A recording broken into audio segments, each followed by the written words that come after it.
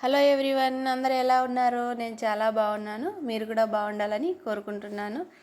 ఈరోజు రోజులా చేసుకునే చపాతీ కాకుండా ఈరోజు కొంచెం స్టైల్ మార్చేద్దాం.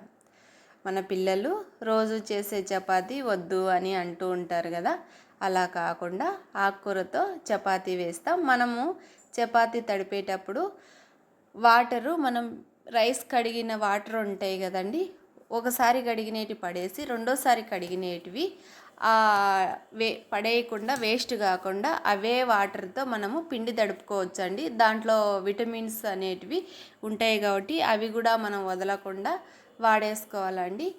చపాతీలో ఆకుకూర ఆరోగ్యానికి చాలా మంచిది కదండి, అందరికీ తెలుసండి. మన పిల్లలకి ఇలా బయట ఫుడ్ లేకుండా ఇలా కొంచెం వెరైటీగా చేసి పెట్టడం వల్ల వాళ్ళ ఆరోగ్యాన్ని కూడా మనం కాపాడినట్టు అవుతామండి. ఇలా చపాతీ చేసి పెట్టడం వల్ల ఎలా తింటారు వాళ్ళు? ఎమ్మీ ఎమ్మీ అని అమ్మ కావాలి కావాలి అన్నట్టు తింటారు. పిల్లలు పెద్దవారు ఎంతో ఇష్టంగా తిని ఈ ఆకుకూర చపాతీ చాలా టేస్టీగా ఉంటుందండి.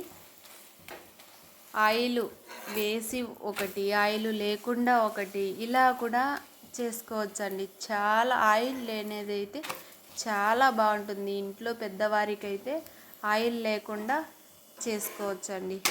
ఇది ఆయిల్తో చేసినదండి. ఇంకొకటి ఆయిల్ లేకుండా చేసి ఇంట్లో పెద్దవారికి పెట్టాలండి. చూడండి ఎంత కలర్ఫుల్గా ఉంది, చూస్తా అంటేనే నోరు ఊరిపోతుంది. ఇంకా పిల్లలు వద్దనగలరా? ఇంకా అస్సలు అనరు. ఇలా ఆయిల్ లేకుండా, పూర్తిగా ఆయిల్ లేకుండా ఇలా కూడా చేయొచ్చండి. మీరు కూడా ఇంట్లో ఇలా ట్రై చేయండి. అన్నము కొందరు గంజి వంచేస్తూ ఉంటారు కదండి, అవి కూడా వేస్ట్ కాకుండా పడేయకుండా ఇట్లా చపాతీలో తడిపి వేసుకోవచ్చండి. అదే కాదండి, పప్పు మనము ఎక్కువ వాటర్ పడి ఉంటాయి కదా, ఎక్కువ ఆ వాటర్ అనేటివి వంచేయకుండా పక్కకు తీసి పెట్టుకొని చపాతీ పిండిలో తడిపేసుకొని చేసుకోవచ్చండి. ఈ విధంగా మనం చపాతీ చేసుకుంటే చాలా టేస్టీగా ఉంటుందండి. చూడండి ఎంత మెత్తగా ఉండదంటే భలే ఉంది. కాలుతుంది కాబట్టి అది రావట్లేదు.